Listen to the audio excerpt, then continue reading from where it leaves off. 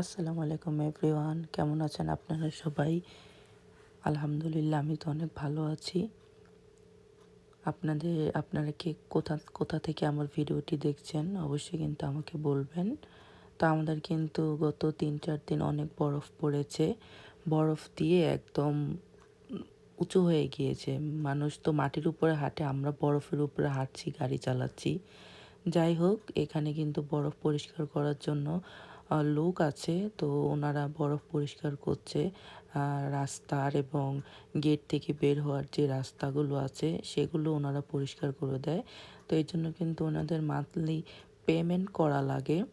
তো ওনারা কিন্তু ওই কাজই করছে। সকালে উঠে দেখলাম, সকাল বলবো না, এখন আসলে দুপুর হয়ে গিয়েছে। তো বরফ কিন্তু এখনও মেল্ট হয়নি, কারণ এখনও মাইনাস, স্টিল নাও এখনও -27।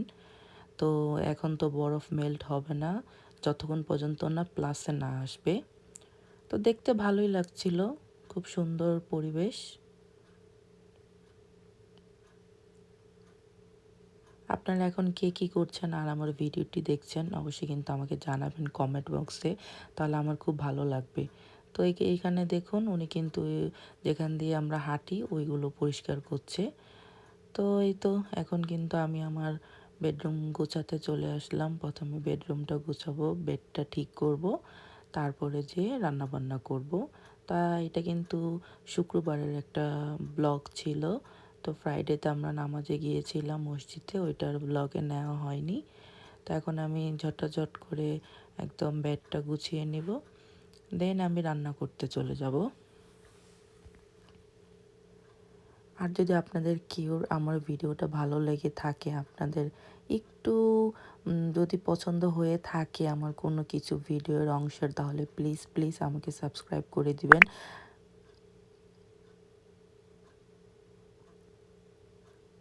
আমি কিন্তু আমার চ্যানেলটা কিন্তু একদম নতুন। তো আপনারা যদি আমাকে সাবস্ক্রাইব করেন তাহলে আমার চ্যানেলটা আরও বড় হবে, আমি আরও বেশি মোটিভেশন পাবো ভ্লগ এডিট করার জন্য, ভ্লগ করার জন্য। আর আপনারা ক্যানাডার কোন কোন বিষয়ে ভ্লগ দেখতে চান, বাহিরের, ইনডোর আর আউটডোর, শপিং, কি দেখতে চান আপনারা আমাকে অবশ্যই কমেন্টে জানাবেন।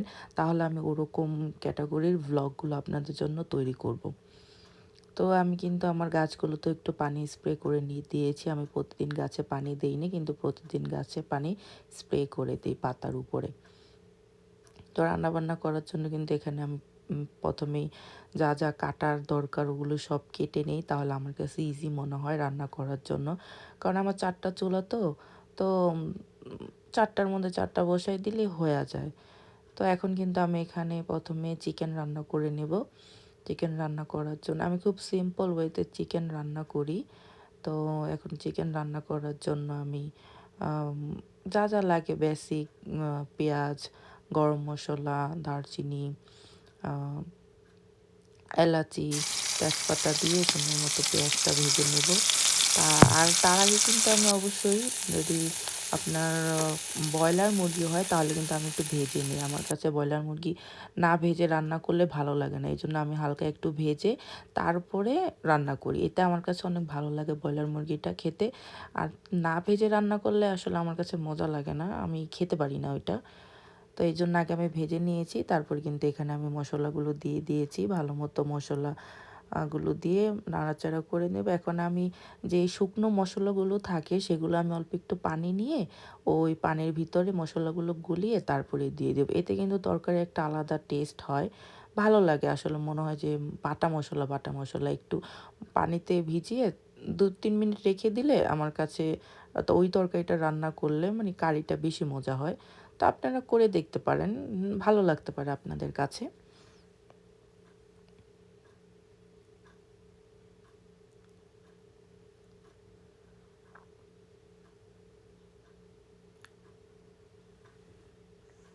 আচ্ছা বলুন তো আপনারা কে কোন দেশ থেকে আমার ভিডিওটি দেখছেন? আমাকে কমেন্টে জানান। হ্যাঁ, কে বাংলাদেশ থেকে দেখছেন আর কে কোথা থেকে দেখছেন আমাকে কমেন্টে জানান। আমার কাছে ভালো লাগবে যে আমার ভিডিওটা, হ্যাঁ, আসলে ক্যানাডার লোক দেখে নাকি অন্য কে কোনো কান্ট্রির লোক দেখে, তাহলে আমি সেটা বুঝতে পারবো। আমাকে জানাবেন কিন্তু কমেন্টে যে কে কোথা থেকে আমার ভিডিওটি দেখছেন। ভিডিওটি যদি ভালো লেগে থাকে তাহলে প্লিজ প্লিজ লাইক করে দিবেন এবং সাবস্ক্রাইব করে দিবেন। সাবস্ক্রাইব করা কিন্তু একদম ফ্রি, আর কিন্তু শেয়ার করবেন অবশ্যই। আর আপনাদের কাছে যদি আমার ভিডিওটি ভালো লেগে থাকে তাহলে আমাকে অবশ্যই কমেন্ট করবেন যে না আপু আপনার ভিডিওগুলো ভালো হচ্ছে, আমাদের দেখে ভালো লাগছে। তাহলে আমার কাছে ভালো লাগবে না, ঠিক আছে আমি নতুন অবস্থায় কি করছি আমি জানি না, আসলে আমি কতটুকু কীভাবে কি করছি, কতটুকু ভালো করছি, তবে হ্যাঁ আমি ভালো করার চেষ্টা করছি। তো আমাকে জানাবেন যে আমার আর কীরকম হচ্ছে ভিডিওর কোয়ালিটি, ভিডিও সাউন্ড এডিটিং সব কিছু আমাকে জানাবেন। আপনারা আমার ভুল ধরিয়ে দিলে আমার কাছে ভালো লাগবে যে না আমার ভুল হয়েছে, আমাকে বলছে, আমি ওই ভুলটা ঠিক করে নিলে অবশ্যই আমার জন্যই ভালো। আমি ঠিক করে নিব আমার কোথায় কি ভুল হচ্ছে। তো কথা বলতে বলতে কিন্তু আমার মাংস, মুরগি, চিকেন আর কি চিকেন রান্না করা হয়ে গিয়েছে, হয়নি আমি চুলায় রেখেছি। এই ফাঁকে কিন্তু আমি থালা বাসন যা বের হয়েছে ওগুলো ওয়াশ করে নিব। আমি কাজ সাথে করে নিই, তরকারি রান্নার পাশাপাশি। এখন তরকারি হচ্ছে এক পাশে, আর এক পাশে যা যা থালা বাসন হয়েছে আমি ওগুলো সব ওয়াশ করে নিব। আর নয়তো তো একদম থালা বাসন দিয়ে সিঙ্ক ভরে যাবে, তাতে আরও বেশি ঝামেলা মনে হয় আমার কাছে।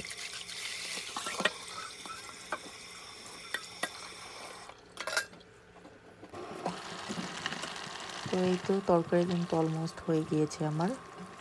আর একটু ঝোলটা কমিয়ে নিব কারণ এখন অনেক পানি আছে তরকারিতে। তো এইভাবে কিন্তু ভাত তো রান্না করতে হবে, শুধু তরকারি রান্না করলে তো হবে না, তরকারি খাবো কি দিয়ে। এই জন্য আমি একটু রাইসও বসাই দিব এখন এক পাশে, রাইসটাও হয়ে যাবে তরকারি হতে হতে, কারণ রাইস হতে বেশিক্ষণ লাগে না, 8 থেকে 10 মিনিটের ভিতরে রাইস হয়ে যাবে। তো চিকেন তো রান্না করেছি, এখন আরেকটা কারিরও দরকার আছে, এই জন্য আমি এখানে জুকিনি দিয়ে ডাল রান্না করে নেব। জুকিনি আর ডাল আমার খুব পছন্দ। জুকিনি বেসিক্যালি আমাদের বাংলাদেশে যেরকম লাউ পাওয়া যায়, ওরকম টাইপের সেম লাউয়ের স্বাদ জুকিনিতে। তো জুকিনি দিয়ে তরকারি রান্না করলে মজা লাগে, আমি ডাল রান্না করি, জুকিনি দিয়ে ডাল এখন রান্না করব। তো রেসিপিটা আপনাদের সাথে শেয়ার করব। ইজি, যেভাবে লাউ রান্না করে ঠিক সেম ওয়েতেই আপনি জুকিনি দিয়ে ডাল রান্না করবেন। অবশ্যই ডাল একটু বেশি নেবেন।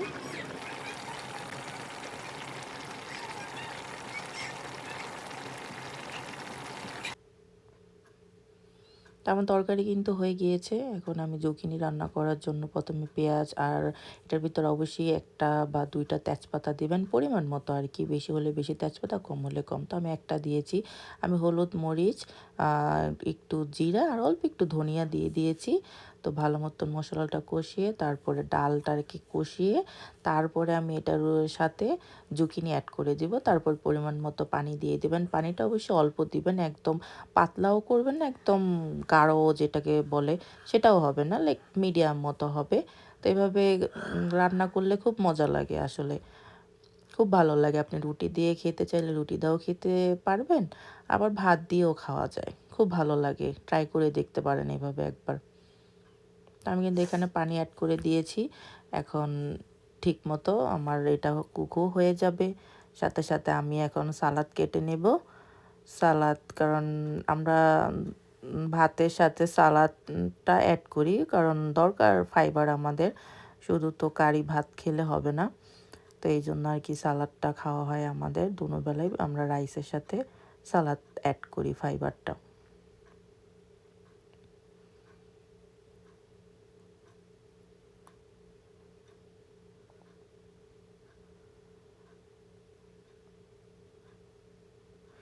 কানাডাতে তো অনেক শীত পড়েছে ভাই, আপনারা কে কোথা থেকে ভিডিওটা দেখছেন, কীরকম শীত পড়ছে আমাকে জানায়েন যে কত শীত আছে। আসলে কানাডাতে তো অনেক শীত ভাই, অনেক শীত। আমি কিন্তু সালাদে একটু অলিভ অয়েল অ্যাড করে দিয়েছি, আমরা সালাদে অলিভ অয়েল অ্যাড করি, এতে ভালো লাগে, আপনারাও চাইলে অ্যাড করতে পারেন।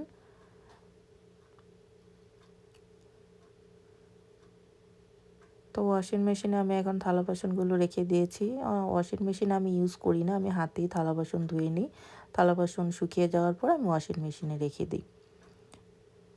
তো আর কিছু থালা বাসন আমার ছিল, আমি সেগুলোও ধুয়ে এখন সিঙ্ক টিং পরিষ্কার করে নেব, কারণ আমার রান্না কিন্তু আপনাদের সাথে কথা বলতে বলতে শেষ হয়ে গেছে। আসলে এটা 13-14 মিনিটের ভিডিও হতে পারে, কিন্তু রান্না করতে মোটেও 13-14 মিনিট লাগেনি, অনেক সময়ই লেগেছে রান্না করতে।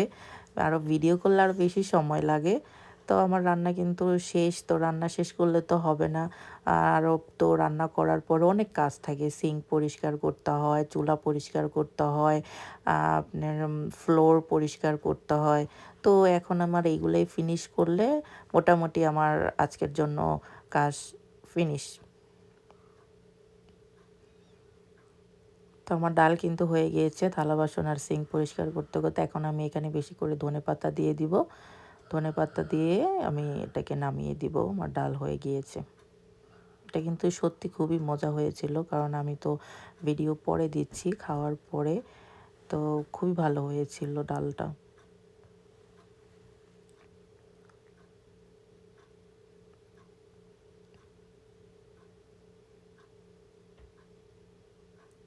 দেখুন ডালটা কত সুন্দর হয়েছে, খেতেও খুব মজা হয়েছে। দেখতে যেরকম সুন্দর হয়েছে, খেতেও খুব মজা হয়েছে ডালটা।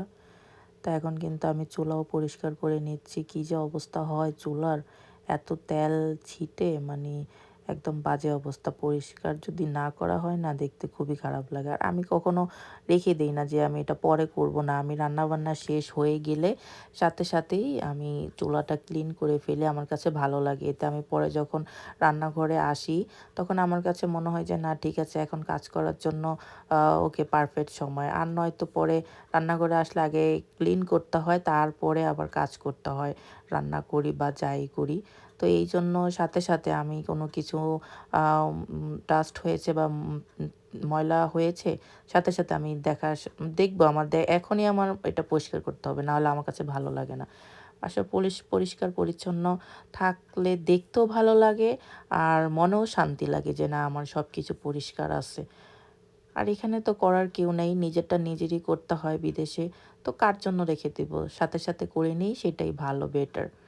তো শুধু চুলা ক্লিন করলে তো হবে না। উপরে আমার আর মাইক্রোওভেন আছে, রান্না করার সময় মাইক্রোওভেনেও আপনার তেল চিপচিপে হয়ে যায়। তো আমি চুলার সাথে সাথে মাইক্রোওভেনটাও একটু ওয়েপ করে নিই, তাহলে আর চিপচিপটা থাকে না।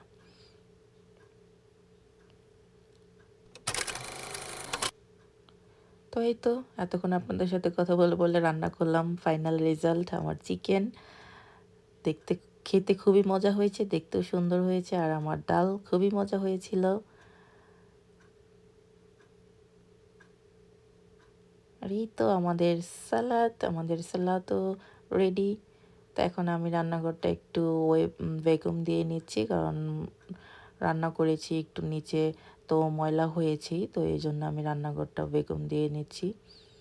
তো এই তো আমার ভিডিও কিন্তু শেষ পর্যায়ে। আপনারা সবাই ভালো থাকেন। আজকের মতো বিদায়, আল্লাহ হাফেজ।